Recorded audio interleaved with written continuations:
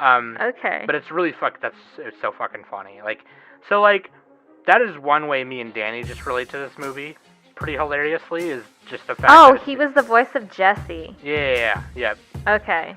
Robert, Jesse, Aaron Z, Aaron T, and Ty Young are their names.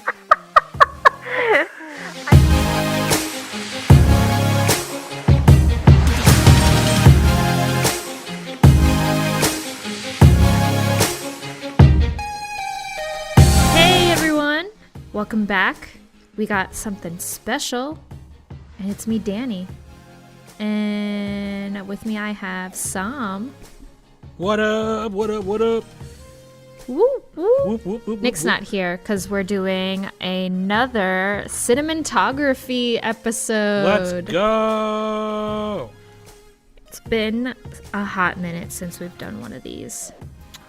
Yeah, and if you listen to this week's newscast, I did mention that we were doing one. So, trying to bring it back.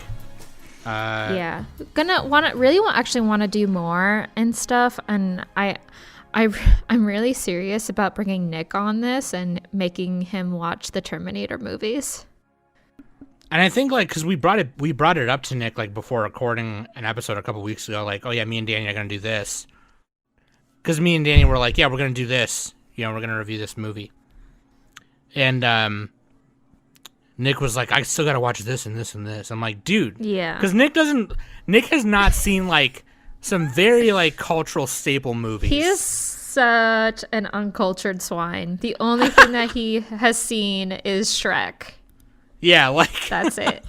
And some Marvel movies, or all of them, I don't know. I think and Lord of the Rings, obviously, but yeah, he hasn't and seen some Star Wars. We were talking about Terminator 2, I think, and it was just dude. Well, I think Jeremy told him to watch that, and then you and I were all like, no, you have to watch the first one first. That's right. Because Jeremy was so Jeremy, who's one of our mods on Discord. Whoop, whoop, shout out. He's his dad kind of brought him up on all that really awesome stuff. You know what I mean? So he knows all those really sweet classics, and he was like, man, I was rewatching this movie, and this movie's sick.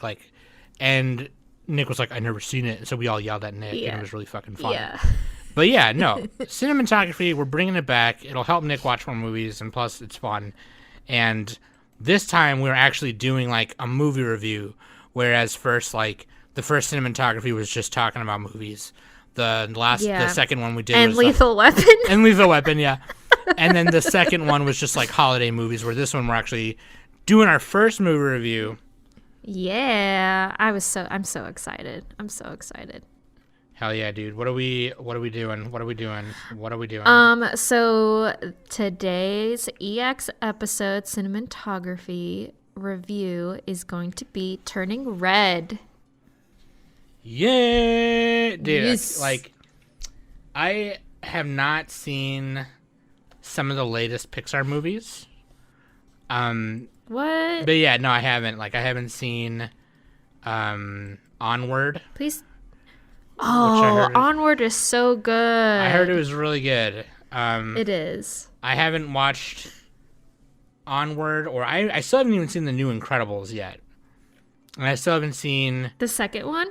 The second one, yeah. And I haven't seen the fourth Toy Story, which, I heard was... Oh my god. The fourth one... Oh my god. I think I was depressed for a week. Dude, people were saying that it was really depressing. Yeah, it is. It's so I think it's more sad than the third one. And the third one was pretty depressing at the end. Yeah. But in a good way. It was definitely yeah. Yeah, it was a bittersweet thing. It was Andy's, handing off his toys to another child kind of thing. That's super sad, because it's these are Andy's toys, and we grew up with Andy's toys. Right. And now he's giving them away because he's going off to college. It's oh. Right. But the fourth one, holy shit, Som. The fourth one, literally, I think a piece of my heart just was just like my heart was just ripped out and just torn up into little pieces. Oh God. Yeah, I think so. Like, if I'm looking at the list right now. I've seen everything up to Toy Story 3. I didn't watch Brave for some reason. What? Yeah, I just never did. I don't know why. I just never did. I really want to though, because I thought the story looked really good. Monsters University, I watched. I liked it.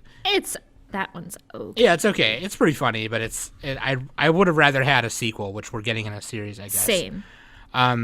Inside Out, I liked. The Good Dinosaur, skipped it. Didn't look that good. Finding Dory. Oh, The Good Dinosaur is kind of cute. I mean, it's a weak Pixar film, but it's cute. For what it is, like, yeah, it's enjoyable. Yeah. Finding Dory, I watched. That one was okay. That one was okay too. I was all like, did we really need this? Not really. I don't care about any of the Cars films. I think they all suck, in my opinion. I mean, the Cars is just for your NASCAR people. Yeah, the first one was cool, and then the others, like, okay, whatever. The second one was fine. I didn't really care for the third one. I was like, why do we have a third one? Why does this exist? Coco, probably arguably my favorite one, because... Oh my God, yeah. Coco is my all-time favorite. Because, like, culturally for me, it's really good, but even for people who can't culturally relate to it, it's really good. Like, it just, people love it. And then after... I cry every time. I cry. Everything, same. Everything after that... Except for... I have not seen Soul. I really want to see Soul. See, that's me. I'm the opposite. Everything after Coco, the only ones I've seen are Soul and Turning Red. So. Yeah, I haven't seen Soul. I also haven't seen Luca. Luca seemed really lame. I don't know. It looks lame to me. Like, I don't know why. It just does. But, like, yeah. Anyways, yeah. Turning Red. We could probably do a whole... This is a Turning Red review, not a Pixar movie. We could probably also, do a whole cinematography thing on just Pixar. We could probably, yeah. Pixar Smackdown. Yeah. But if we do that, we'd have to watch like all of the ones we haven't seen. Pixar, yeah. At least, yeah. Maybe wait till Lightyear comes out, because Lightyear's coming out this summer. Oh yeah.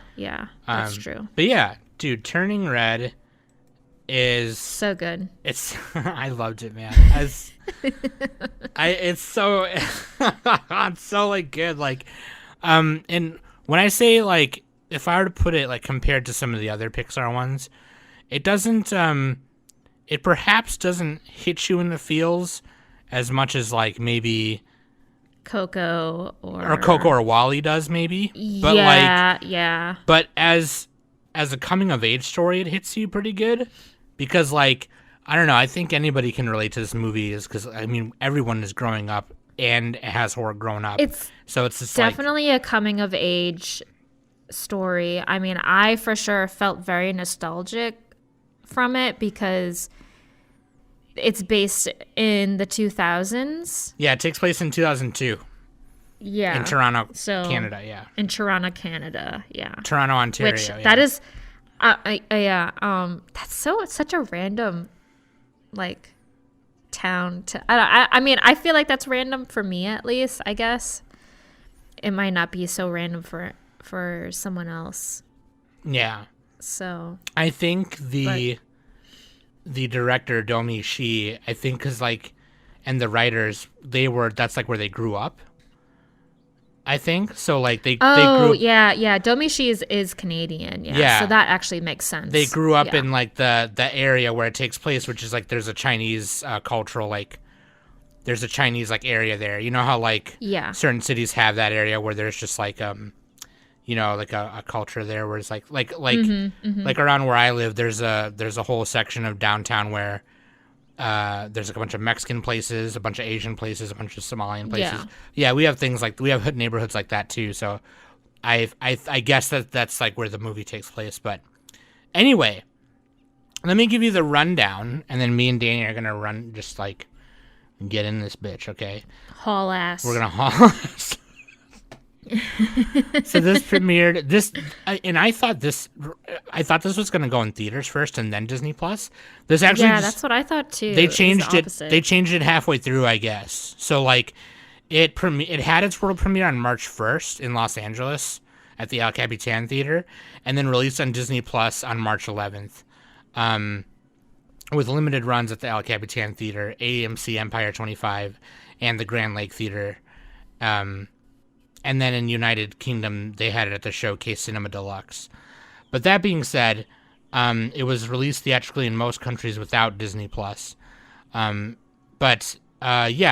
Red takes place in Toronto, Ontario, in Canada in 2002, and it follows Mei Lin Lee, or Mei, a 13-year-old Chinese-Canadian student, due to a hereditary curse, transforms into a giant red panda when she expresses any strong emotion. Inspired by Xi's experience growing up in Toronto, the film began in 2018 after she pitched it to Pixar in 2017. It is the first Pixar film solely directed by a woman and the second to feature an Asian lead character after Up. Yes. Yeah. Love it. And like, let's see. Its runtime is 99 minutes. Its budget was $175 million, and it made $11.1 million box office. But those numbers do not account for the amount of views and amount of Disney Plus subs. So that's why that number looks really bad. But it's actually has been critically acclaimed. So you got to keep that in mind when we're doing future cinematography episodes. We have to like keep in mind when we're reading that like some things went straight to like HBO Max and Disney Plus and things like that. But the produced by Lindsay Collins, story is by Domi Shi, Julia Cho, and Sarah Streaker. Screenplay by Julia Cho and Domi Shi, directed by Domi Shi. Cinemontography by Mayar Abusaidi, Jonathan Pitko. Edited by Nicholas C. Smith and Steve Bloom, which I believe Steve Bloom is a pretty he does a lot of Pixar stuff. Music by Ludwig Göransson, and music also written by Billie Eilish and Phineas. Yes, I was about to say that. Yeah, they did the boy band music is what they did. Yeah, For Town, yeah. So, and then obviously distributed by Walt Disney Pictures, done at Pixar Animation Studios. Pixar Animation Studios, yeah. And dude, starring Rosalie Chang, Sandra Oh, Ava Morse, Hien Park, Maitreya Ramakrishnan, Orion Lee, Wai Ching Ho, Tristan Alaric Chen, and my main man, my uncle James Hong. Let's fucking go, dude.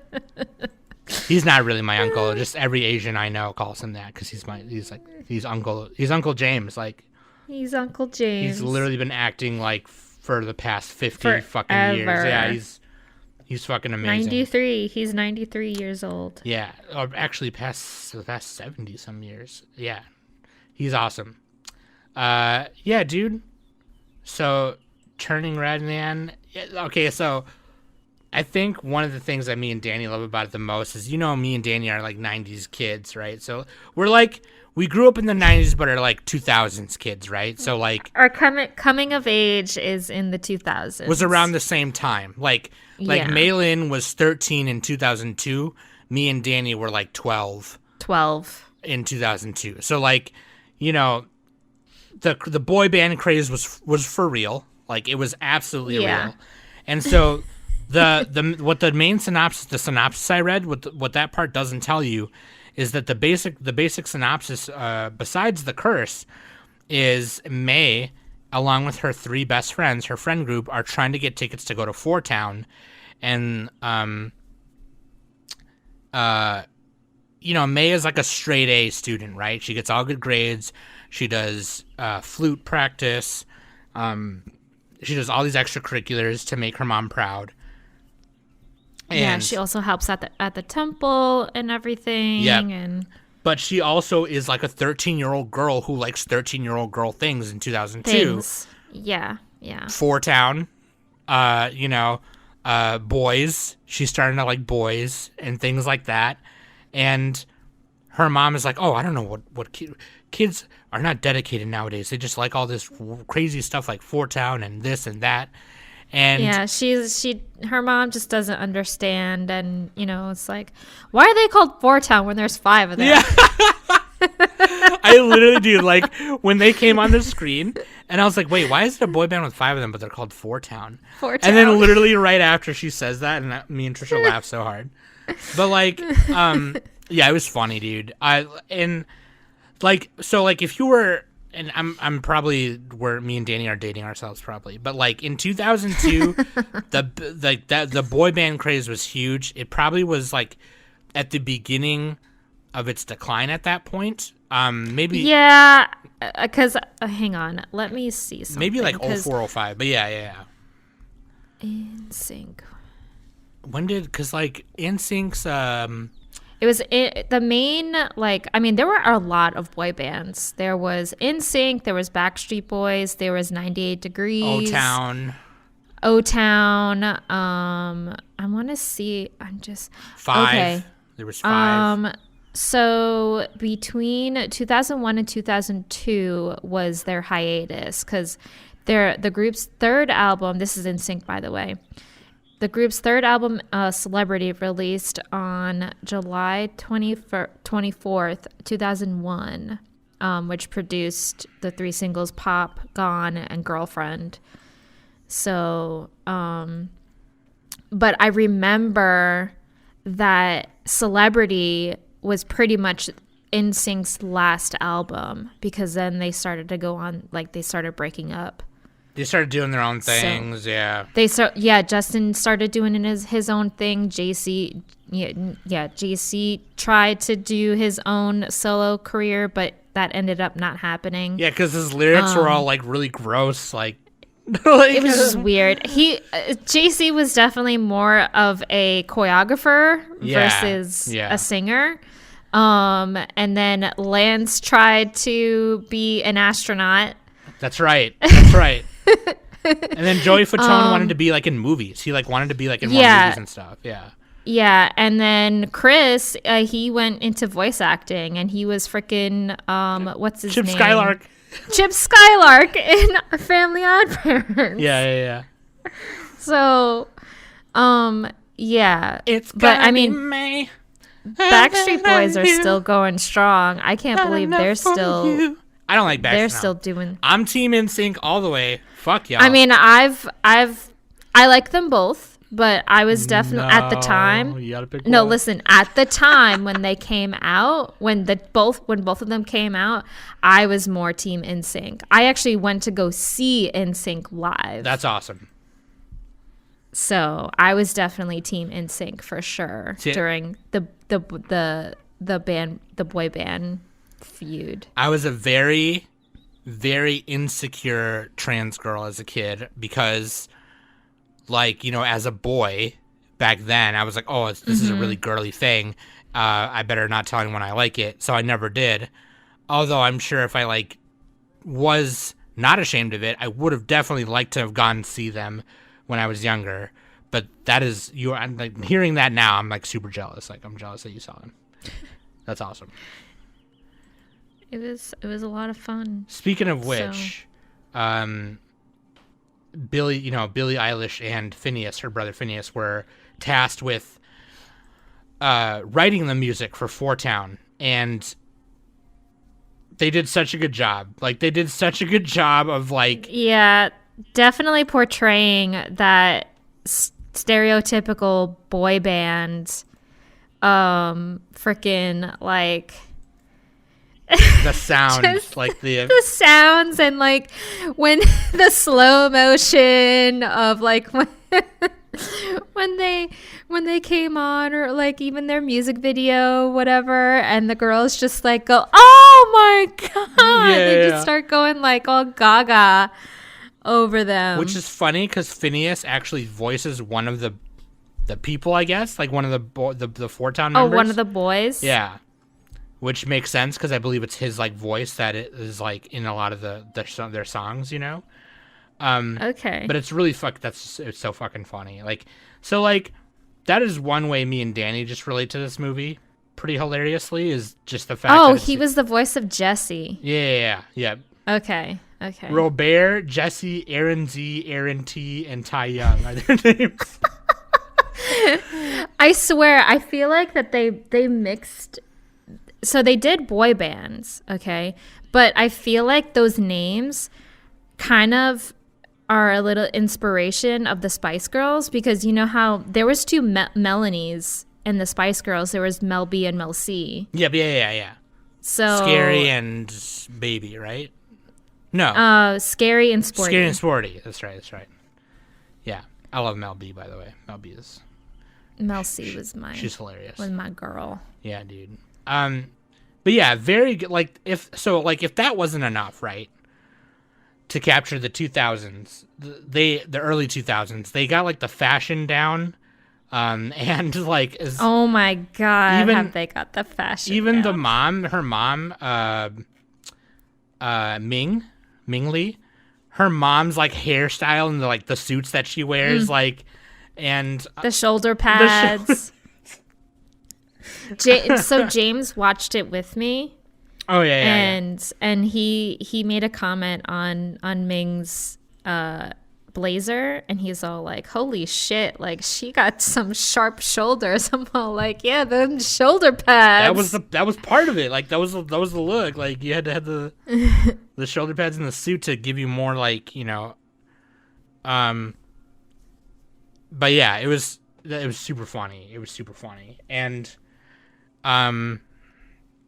yeah, and you know, May has like it is a Tamagotchi, but that's not what it's called in the movie, obviously. Yeah. But like she has a, you know, she has a Walkman. Oh, yeah, she's got she literally bedazzled her flute with like stickers, because I did that too.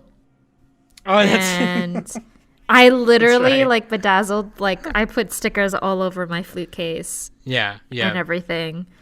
One of the girls, like when May turns into the red panda in the bathroom, one of the girls had the freaking butterfly hair clips. Yeah.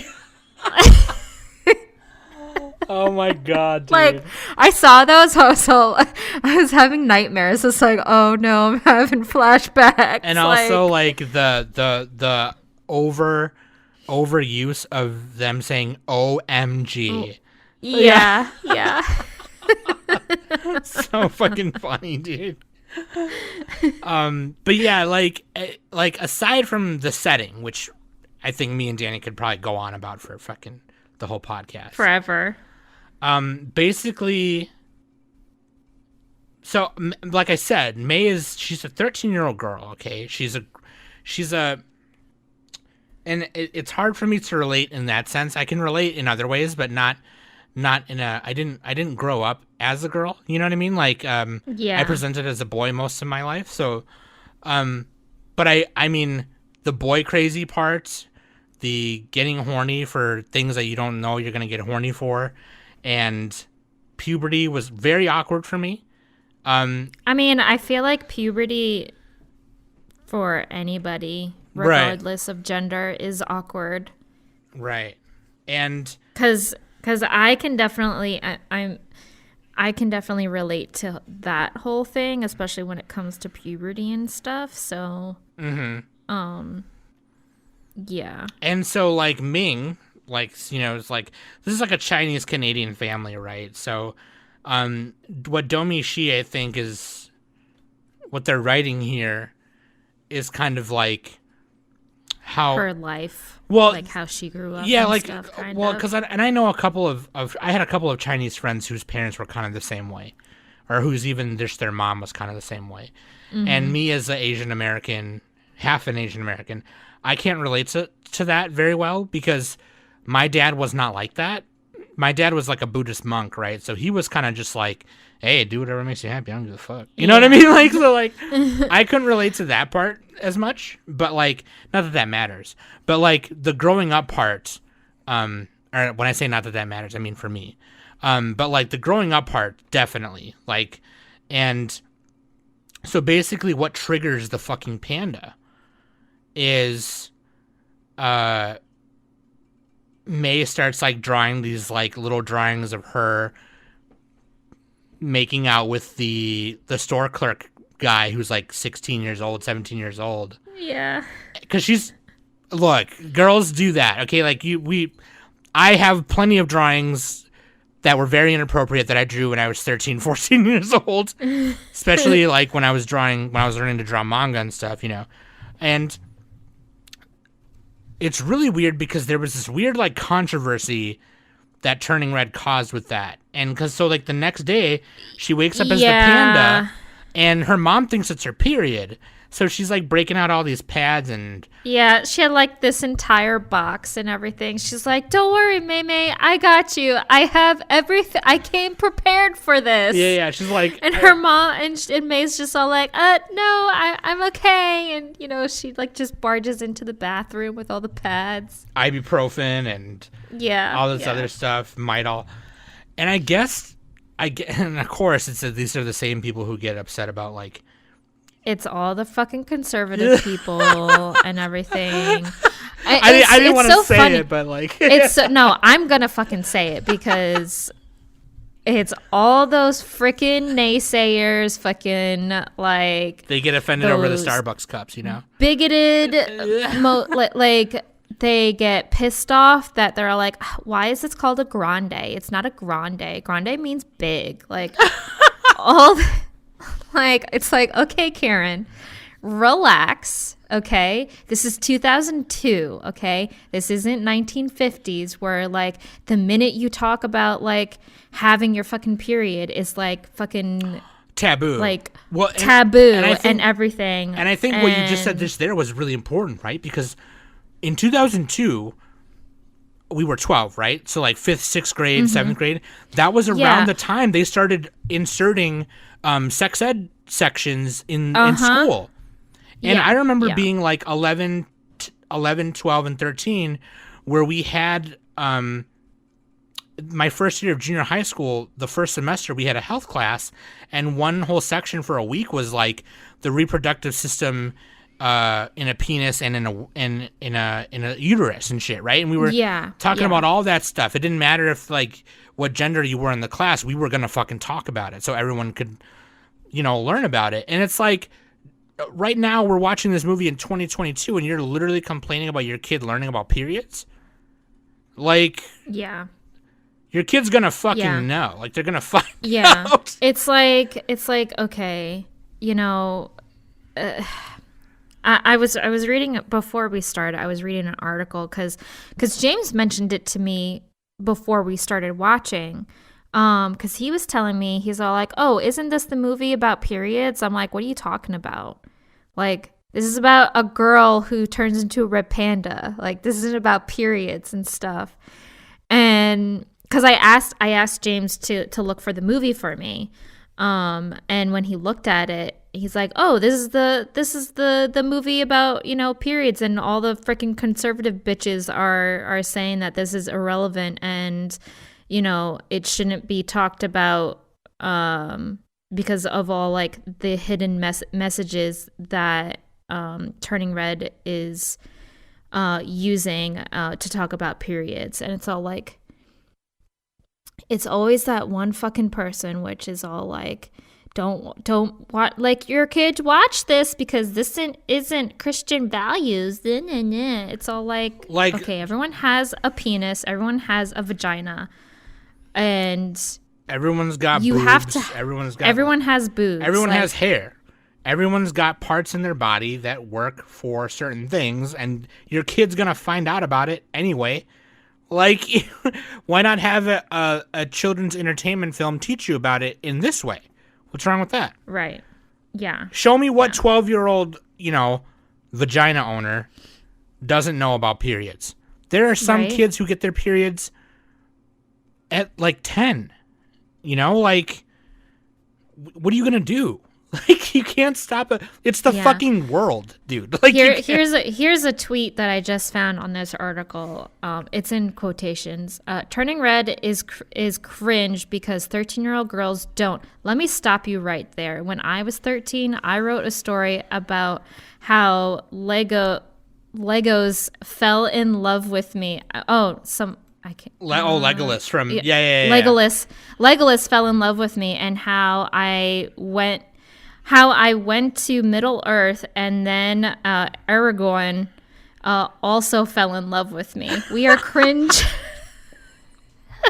Like, I will tell you, okay? So around this time, Fruits Basket actually came out, okay? Oh, yeah. And fanfiction.net. Oh, yeah. Like, there was, like, a lot of things on that website, okay? And I actually read a fanfic about Kyo and Yuki actually falling in love. So, like... And you were like, oh my god, this is hot. This is hot. Yeah, that was, like, my first yaoi experience. Dude, you're going through the changes, man. You're starting to get horny for boys. You're starting to get... You know what I mean? Like... That's just what happens. Like, even... That's literally what happens when you're 12, 13. Like, you're... And honestly, I'm going to be honest. 12, 13 is when I started experiencing, you know, like, what sexual arousal is and everything like that. Yeah. You know, I was experiencing all those things. And, like, a lot of these conservative parents are like, they're so closed-minded, and it's all like, listen, honey, I understand you're Christian, you go to church every Sunday, but, like, you wouldn't have had your child unless you had sex. Well, also, so you gotta... sex education is important, because then that just gives kids more information on whether to have it or not, and they can make the smart decision to be like, no, I'm gonna wait. No, I'm gonna use protection. Yes, protection. I'm gonna get this. Yeah. You know what I mean? Like, you're really, what you're doing is just making it worse. You know what I mean? So it's just like, when I saw people, I'm like, I can't believe we're still having this conversation in 2022 about this girl being boy crazy and potentially getting her period, albeit not really. She just got her curse or whatever, the red panda. But still, it's just like, why are we still having this convo? So fucking dumb. You know what I mean? Grow up. Yeah. Like, grow up for real. I didn't read it, but I saw, like, an article headline saying that, like, conservative white men are mad about this movie because it doesn't relate to them. And it's like, it's not targeting towards you fucking ass. Which is funny because, like, obviously we're at the edge now where we have friends who are parents, right? And you know, I have a couple friends who have boys, who they're boy moms, you know, and they love the movie. They're white boys who love the movie because they can relate to it because they're kids growing up. Like, that's what it is. Like even like relating to May and the fact that, like, she's getting boy crazy. It doesn't matter that it's a girl getting crazy about a boy. You know, it's the same thing as you when you were 12 or 13 getting crazy about someone of the same gender or whatever. You know what I mean? Like, you could relate to it that way as well. And it's just like, it's so fucking weird, man. People are weird. Like, it's like, you can still enjoy it regardless. It's so fucking weird. But people don't want to. They want to be outraged about something. It's so fucking dumb. Yeah. There's always that one person that is literally just going to bitch about something because they have nothing better to do. And it's and makes it, and people write articles on it and they make it seem like it's a lot of people saying it, and it's like 2 people saying it. Yeah. They're just the loudest because they're fucking dumb. You know what I mean? So, like, and we're probably not helping by talking about it now. But, like, at the same at the same time, at the same time, it's like we're just talking about it because we're just freeballing here. But, like, at the same time, it's kind of weird that a Pixar movie this innocent and this cute, where there's not really, like, it's cool because, like, the villain in this movie is not really a villain. The villain in the movie is just growing up and parents' expectations of you, and, you know, the pressure put on you as a kid. You know what I mean? Like, that's the villain, right? Yeah. And we finally get a kids movie where kids can relate to it, and people still find something to be outraged about. And it's just like, and I feel like there are just that's just going to happen regardless, no matter what.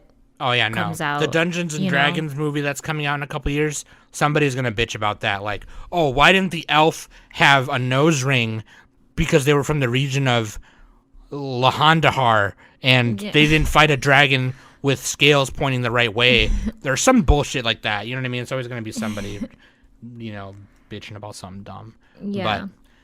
aside from all that nonsense, aside from the controversies, there are some really like great things about this movie. Like what inspired Domishi to make this movie? I want to hear about that. And what, like a couple of them, I mean, this one article that I found on Polygon is 4 classic anime that inspired Turning Red.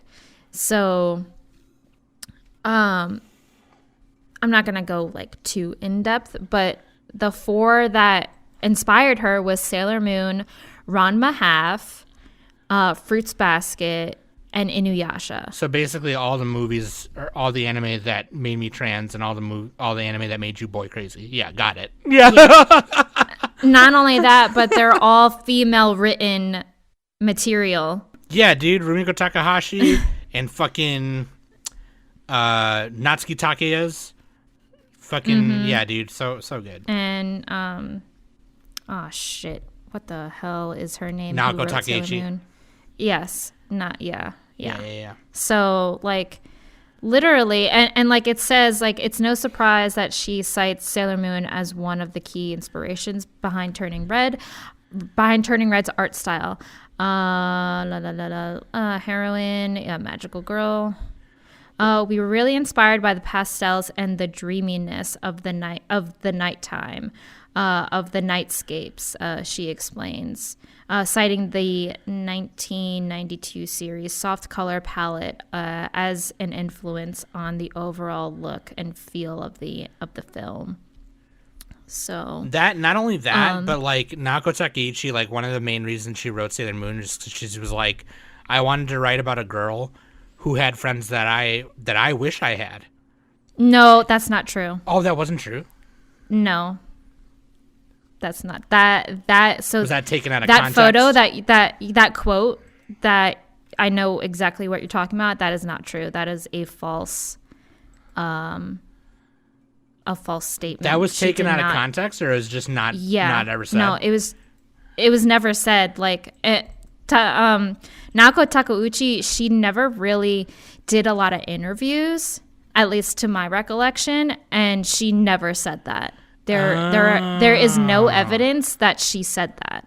Oh, okay. So someone probably just made it up and ran with it. Yeah, and it just like flooded Twitter and everything like that. That's good to know. I will stop saying that. But even more so, right? The friendship between May and her 3 friends in this movie are very reminiscent of like the Sailor Scouts, and even Toru and her 2 friends in Fruits Basket.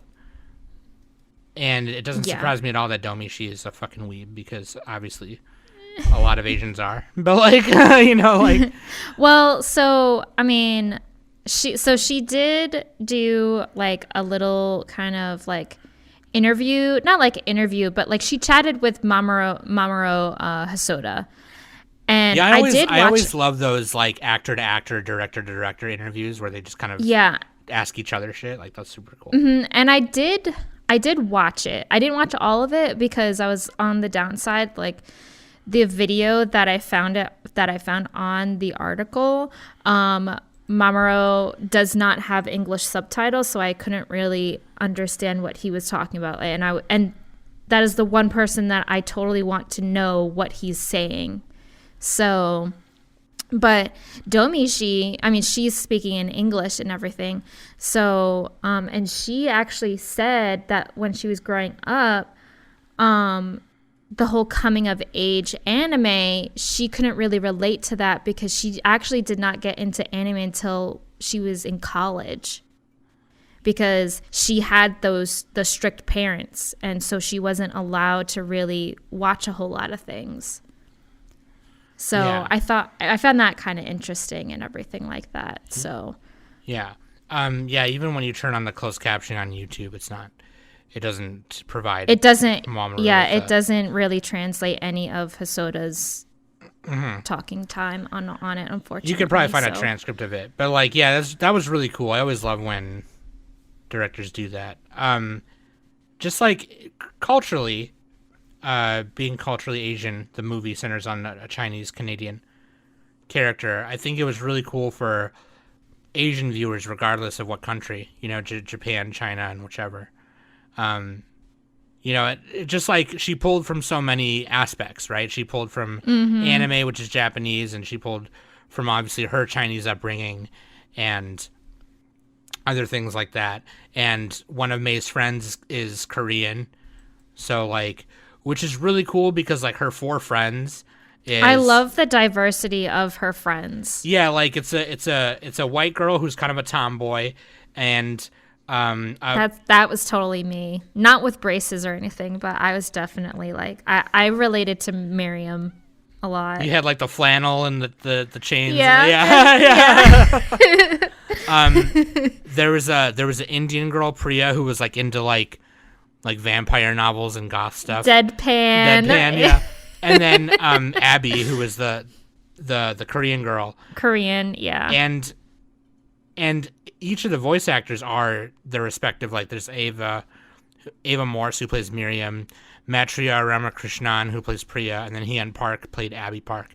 And aside from the diversity, her friends, man, they were great. Those are the kind of friends you need. Like yeah. Honestly, so good. Like especially when, May turned into the panda, and she like in the beginning of the movie when she couldn't really control her emotions and stuff. And she was home and everything, and like her parents kind of took out all of her belongings because they didn't want her like destroying them and stuff.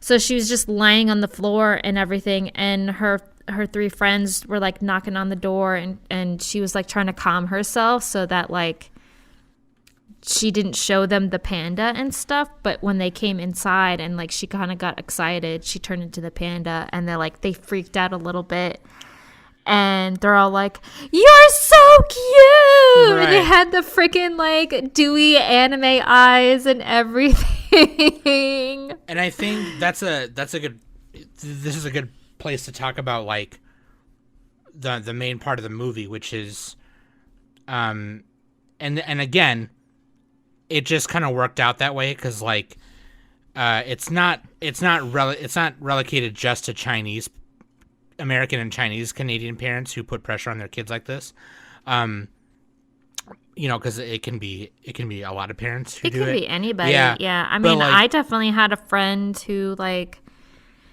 she wasn't Chinese or any sort of Asian, she didn't really have any Asian heritage in her, but she was Hispanic, but her mom was very diligent on, making sure that she got good grades and everything like that. Yeah, my mom is Mexican as fuck, and she was very much like, you need to become an accountant, whatever. But like, it could also be, a white parents who want their kid to play football and get a scholarship, that kind of thing. Yeah. So, but it's just, my mom was not like that. But like, just to, thank God. Yeah. But just to point out the stereotype, because it kind of does happen a lot with Chinese American and Chinese Canadian parents, where they put a lot of pressure on their kids to do all this extra stuff, to play the violin, to play piano, whatever. And so like the big part about this was May is going through these changes, right? Then they tell her about the curse, and she's like, "You fucking had this curse thing about her family the whole time, and like whatever, right? You didn't tell me." And it's really hard for her to control the panda, right? And now she's really stressed out because now like, okay, now I got to deal with this family curse. I wanted to go to the Four Town concert, but now I probably can't because I'm a fucking panda, Yeah. And then it's actually her friends who are like, they're trying to tell her like, dude, you gotta chill, like you gotta relax, like. Yeah. And it's actually her friends who help her able to control it so well that she's able to be like back and forth, like. Yeah. And. It's her friends that make it so like she can actually like turn to the panda at will, turn back, control her emotions, but here's the great part about it though, because when it got kind of partway through it, I was kind of like, But like you should be able to just show emotion if you need to, right? Like that's Right, I don't really like yeah. this message. But then as the movie went on, she kind of points that out. She's like, but now like if I'm boy crazy, I'm boy crazy. If I'm mad, I should be mad. Like, you know what I Yeah, mean? Like yeah. because she was not telling her mom what she needed from her as a parent. She wasn't telling her mom, I don't want to do this anymore. I like Four Town, okay? I don't. Yeah, she was just afraid. Like it's on. I mean, Yeah, and I'm kind of She painting it is- like Ming is a bad mom, but that's not what it was yeah, at all. but it's not. It's because Ming was an overprotective mom. And I think honestly we all have that. Like I know for sure my mom was slightly not like overly protected like Ming, but my mom was definitely protective of me because I'm my mom's only kid. So and there were things that I wasn't allowed to do. I mean, my mom definitely gave me the freedom when I was growing up and stuff like, but I still had a curfew, and everything. So, and there are things, especially at 13, you don't want to disappoint your parents. At least I didn't really want to disappoint my mom in certain things. So, I mean, I definitely, as a kid, I struggled with, with learning. So I struggled with reading and I struggled with math and everything. And I actually got held back in second grade because reading just did not comprehend with my brain and everything like that. So anytime I brought home a test and it was like a 40 or something, I would be like, hey mom, that's good, right? And my mom was all like, yes honey, but maybe for you. Which, like, let me point out to you, by the way, right? Because I have learning disabilities as well. Back then, when me and Danny were going to school, they did not cater to those things. They just held us back. Yeah. And yeah. which was bullcrap. It wasn't until I went into an alternative high school in my senior year, halfway through the semester, I transferred to an alternative high school, where I was learning exactly how I needed to learn and being taught exactly how I needed to be taught to be successful. And I ended up retaining information. I learned about credit cards. I learned about bank accounts. Like, it was great. And, like, had they had done that to me and Danny when we were kids, it would have been so much easier. And, like, yeah, the education system back then was kind of bullcrap. And I think, like, the thing about Ming was, yeah, she wasn't, and when I was explaining it earlier, I was kind of painting her like she was a bad mom, but that's not what it was at all. Because some of it was also like May didn't tell her what she needed, and I'm sure if May, because again, May was like afraid because she didn't want her mom yelling at her and overstepping certain things, like especially with the whole drawings and everything. Like when she saw those drawings, like she kind of. She freaked out and blamed it all on the kid, the guy. Yeah. She didn't sit down and like ask ask May about these drawings. Like, she just literally blamed Devin and literally like ripped out all those pages, literally drove to the convenience store and told Devin that it was his fault. And like she was literally painting Devin the accuser and like May as the victim, which that literally was not the case. Yeah, she was like, she's 13, like whatever, and it's like he didn't even know what was happening. He was like, yeah, I don't even know what you're talking about. You know what I mean? Like he didn't know that May and her friends would like gush over him as they walked home from school and things like that. But I think that's kind of where the communication breakdown is between parents who put pressure on their kids and things like that, right? Like, because Ming is the kind of character who, like, could have related to May more had May just sat down with her and been like, okay, mom, listen, like, I don't want to do this stuff. You know what I mean? Like, I need this from you and you're giving me this. And Ming absolutely, being the caring mom that she was, she would have done that for her. But May was too afraid to speak up because of it. So it's kind of like, I don't want to necessarily say it's all May's fault or all Ming's fault or whatever, but it was just like a communication breakdown between a parent, unknowingly, not on purpose, putting pressure on May and May not having enough like kind of courage to like let her emotion show and say, I don't want to do this anymore. Yeah. You know? Yeah. And lo and behold, guess what happens? You turn into a fucking panda. Fucking panda. Yeah. Which by the way, the art style that they use for these characters translates to the design of the red panda so well.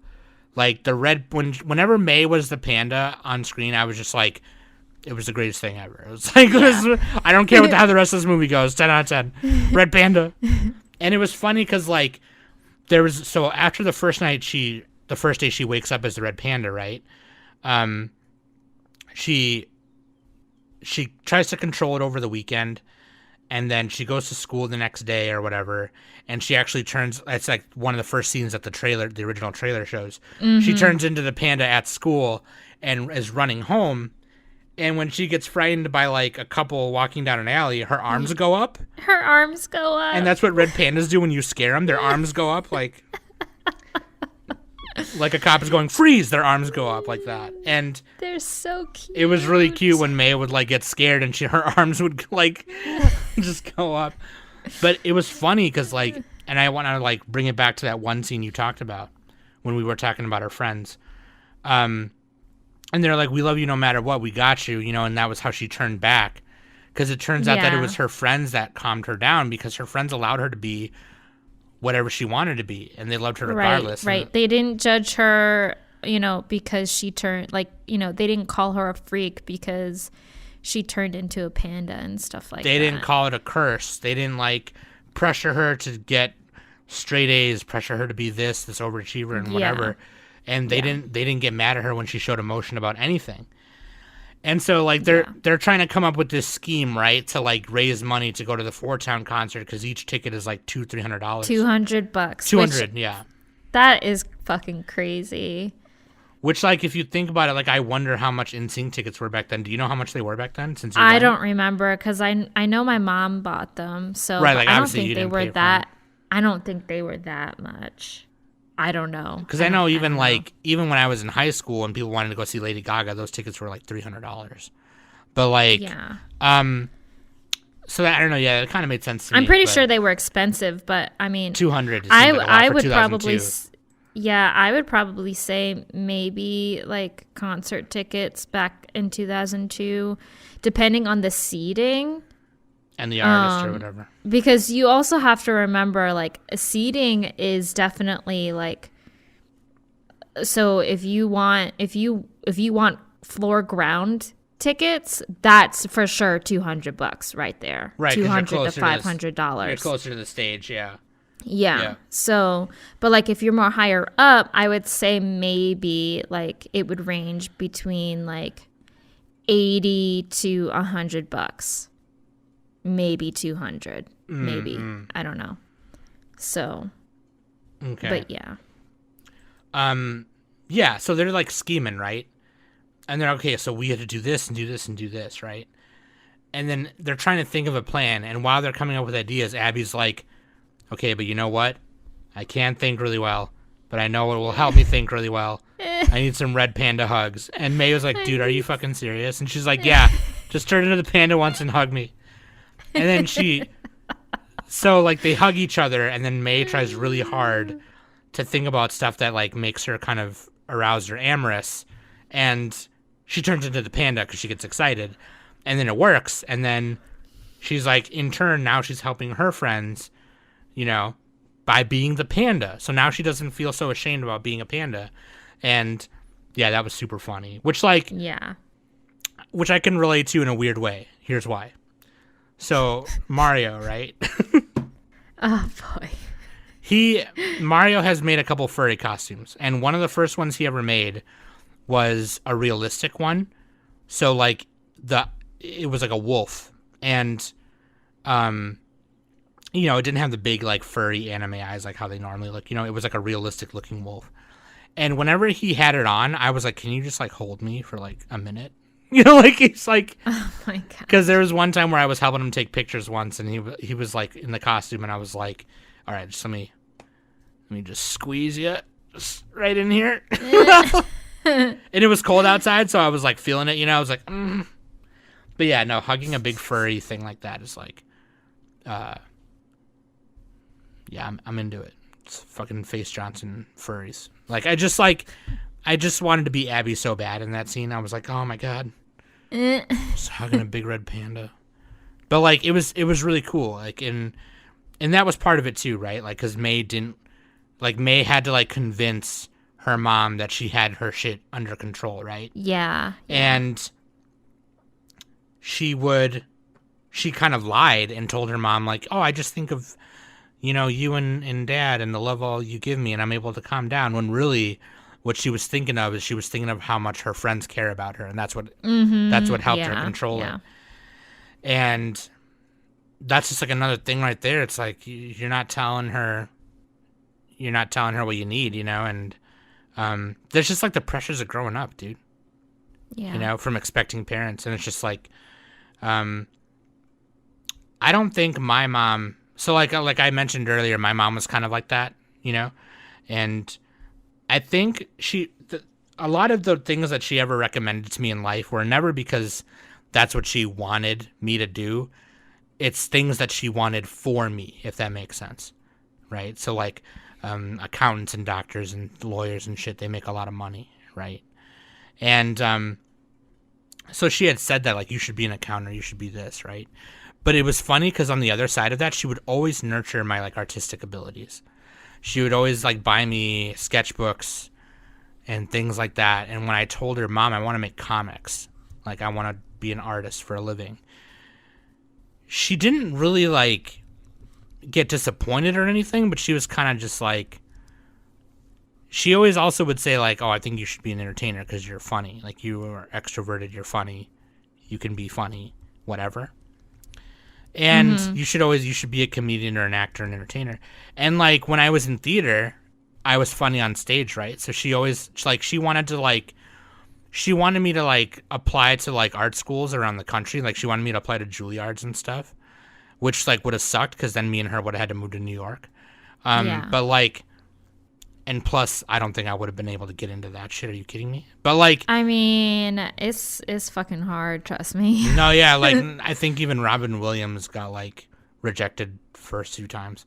But like, yeah, no, I don't know why my mom thought I could do that. But like, her expectations of me didn't really put that much pressure on me anyway. But like, I think it's kind of funny that she always thought I should be an entertainer of some kind, because now doing the podcast, I feel like I am. So that's like, a form of entertainment. So, right. And I don't know if she realizes it because, podcasting is not something that she doesn't listen to podcasts, Yeah. But like, I mean, my mom doesn't either. So, but like, I think it's kind of funny that like, I've now turned around and done that. It's like, hey, yeah, like I'm doing the thing you want me to do because I'm making people laugh and whatever, yelling at Nick and Danny, whatever, every week. But anyway, that's kind of how I related to the movie. Aside from the growing up parts, but I'll let you give your favorite moments and how you related to it, and then we can like do final thoughts or whatever if you want. But I mean, I would say like, I definitely couldn't relate on a personal level, being as they were Asian, Chinese, Canadian and stuff like that. So the whole, again, like overly protective parent, making sure you have good grades, all this kind of stuff, not really like letting May hang out with her friends, because her Ming definitely spoke really ill about Miriam, especially. So, and I think there were at that birthday party, when May kind of really had her breaking point where she was kind of like beating up Tyler and stuff and everything, and that whole party kind of like, so like, okay, everyone go home, and Ming picked up May and stuff, and there was that time where Ming was gonna yell at her, but Ming really walked right past May, went up to Miriam, Priya, and Abby, and was and literally pointed to Miriam and said, "This is your fault. Like, you put her up to this and everything like that. Yeah, she blamed them right away, like she did with the guy, the kid, Devin. Yeah. Yep. So that whole thing was definitely like a low blow, like, whoa, like, you, first of all, that kind of thing, my mom would never do that. Like, if I did something bad, especially at school or something like that, and the principal would call her. By the way, okay, so here's this little tidbit story. In school, a boy was picking on me, and I told him to leave me alone, and he wouldn't leave me alone.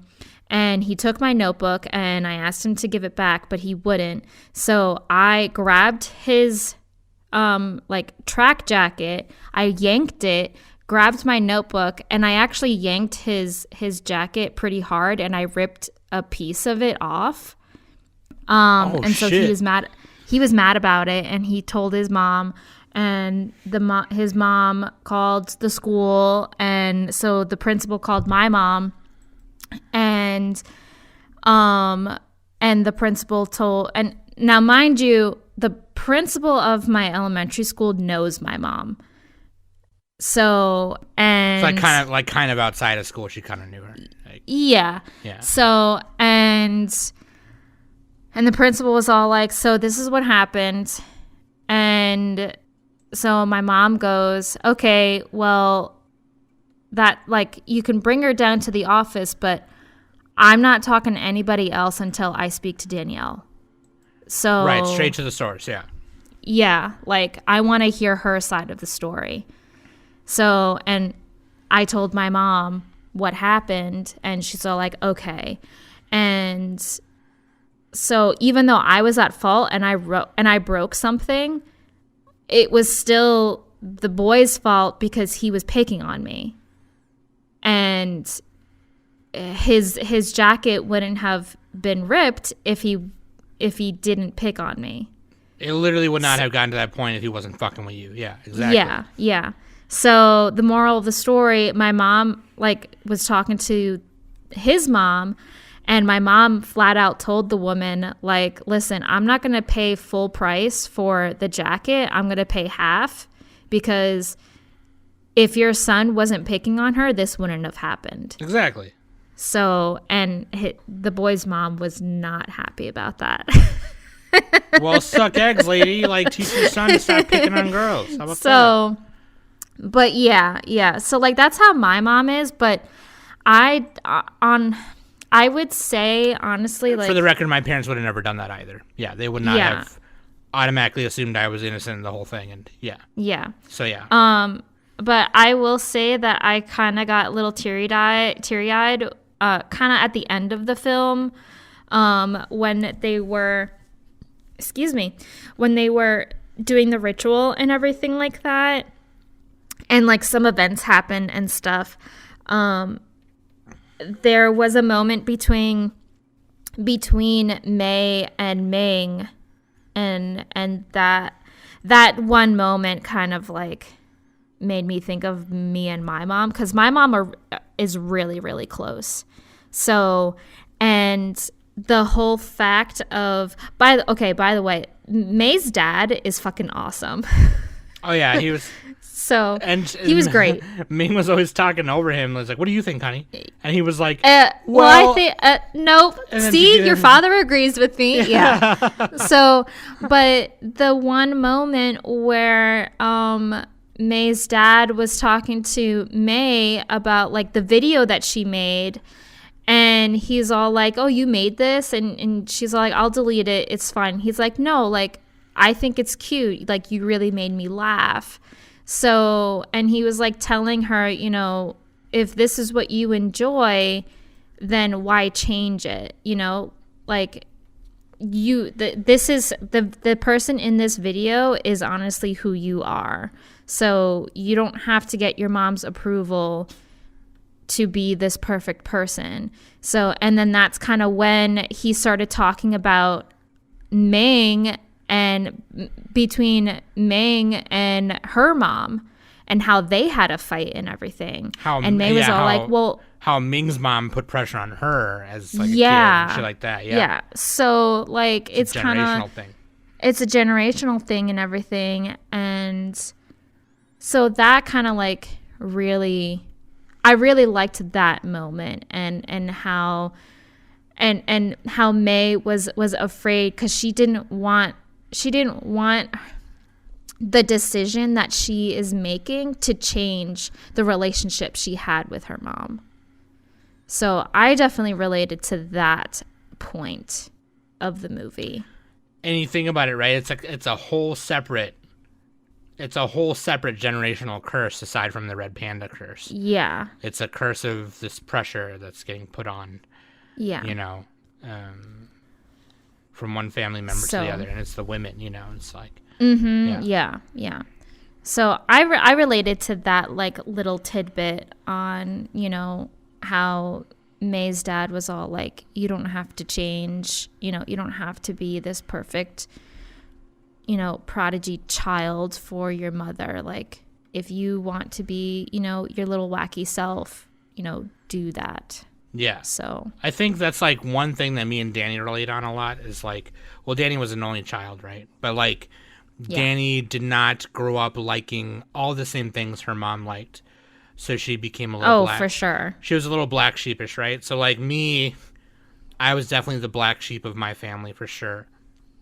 Not even just like in my immediate family, but like with just like everyone else. You know, like I, you know, liked the emo stuff, the edgy stuff. I was really into like, I'm definitely the most like outgoing, the most like, you know, freakier person in like my family. And so a lot of the things that I like,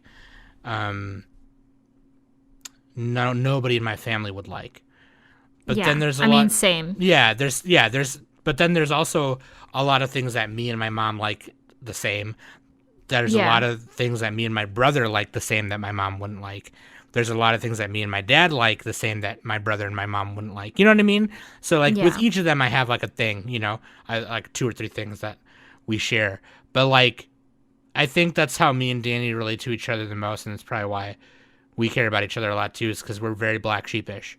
And it's another reason why me and Trisha get along so well too, is so like Trisha is the black sheep of her family. And so I think here's May, right? She's a newer generation of kid versus the previous generations of women in her family. She's like, no, I'm not ashamed to be into boys.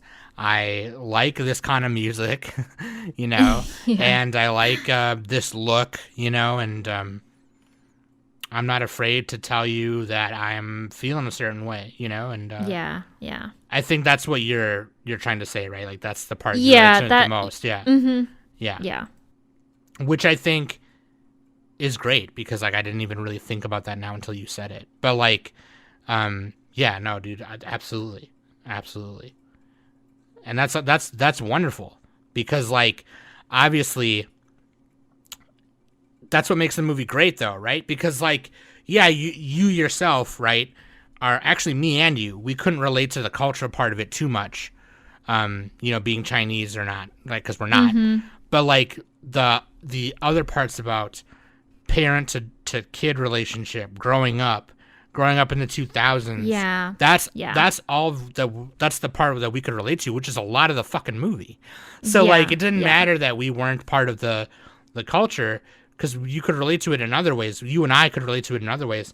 And I think that's why most people should be able to relate to this movie, and that's what makes it so good. Yeah. You know? Yeah, for sure. Everyone watch this movie. It's great. It's super fun. And even if you can't relate to it, fucking red pandas, am I right? Yeah, right? Come on, red pandas. The red pandas, dude. Like, I fucking can, dude. I can't do it. But yeah, like that. I think that was like the kind of the funny part of her family. It was like the lore of like the red pandas and their family protecting the temple of the red pandas. Yeah. And she would always rub the statue of the belly. The statues. The belly of the red panda statue. So funny. But yeah, no, other than that, it's a great movie. Like you should I feel like anybody would love it, honestly. It's just a really cute movie. Watch it with your kids, maybe, or I don't know. Watch it with your parents. Watch it with your parents. Like we watched it. Me, Trisha, and Kate watched it on the day before her birthday because Kate took us out to they took us out to dinner for Trisha's birthday, and then we came back to my place and watched it.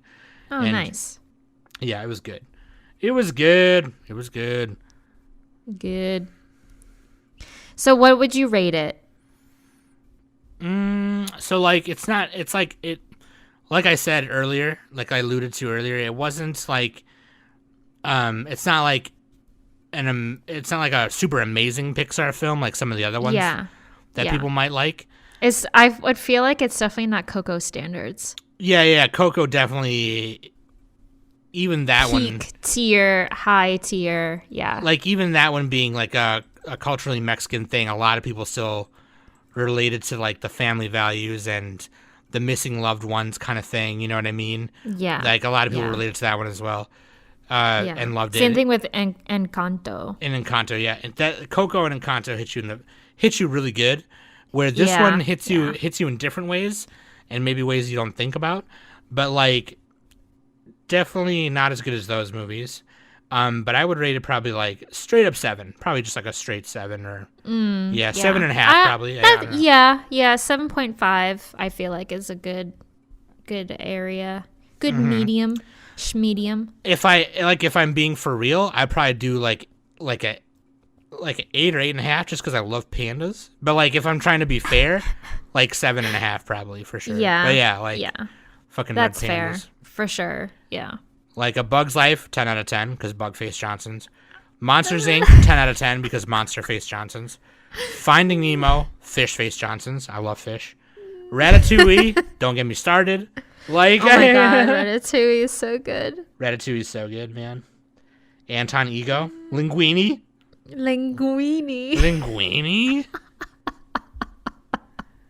But yeah, like if you guys like, let us know what other movies you want us to do cinematographies on. Oh no, fucking Danny. Sorry, I didn't get your score. Did you say 7 too, or what did you say? Yeah, 7.5 is good for me. Okay, then we agree. Yeah. Okay, hell yeah. My bad. Yeah. Like, let us know the next movie you guys want us to do a cinematography on. Let Danny know, or whoever, and probably me, because then I'll just like bother Som and be like, yo, when are we gonna Danny's record been the this one shit? that's like kind of setting them up. Yeah, she's the kind of the one who's been having the ideas.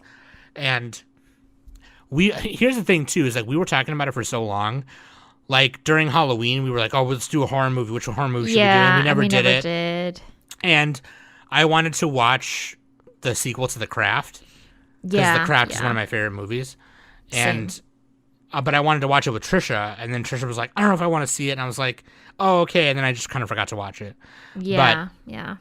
I mean, who cares? We can do a horror movie anytime, but like, just let us know. Like, and if it's a newer movie, you'll have to give us a little anything. bit. It could be anything. It could be an older movie. If it's a newer one that's like coming out in theaters, I definitely think, what we should do? I found out on, that big like newscast special I did? Yeah. I found out that Rick from Weebology is like a huge Sonic buff. Ooh. Like me. So like we should do Sonic 2 review with him. Okay. Well, before we do that, I have to watch the first one because I have not watched the first one yet. Yeah, we talked about the first one a little bit in our first cinematography episode, but it wasn't it wasn't a full review. Because, I remember I was... that episode... Okay, that gives me an idea. Okay. Yeah, I'm totally going to watch Sonic. Because in that cinematography, I was just convincing Danny to go see it. I was like, no, you got to see it. It's so good. Yeah. But yeah, like, it's... Yeah, Sonic 2 comes out, like, next week, I think, from when you're listening to this. April 8th. Yeah, so like... 2 weeks. 2 weeks. So by the time you listen to this, it'll be a week from today. So... Yeah. Anyways, I hope you guys enjoyed this week's episode of the Anime Summit podcast. Yeah. And then enjoyed this extra bonus. If you want to hear more, tell Danny. Because Danny's kind of the one who's... tell me. Danny's kind of the cinematography idea person. She's been throwing me all the ideas, so... Yeah, dude. Anyway. Shoot me. No. Tag me. I think you Don't shoot me. I think you were trying to say shoot me the idea, right? But you stopped and just said shoot me. Fucking Danny. All right, take us out of here. Alrighty. Well, thanks, Som, for doing this with me. It's always fun doing these fun little outside anime kind of things with you. So, but yeah, thank you again for listening. And like Som said, give me the ideas and everything. And that's it. Later, guys. This is the Anime Some podcast. Woo woo. Woo woo. Bye. Love you.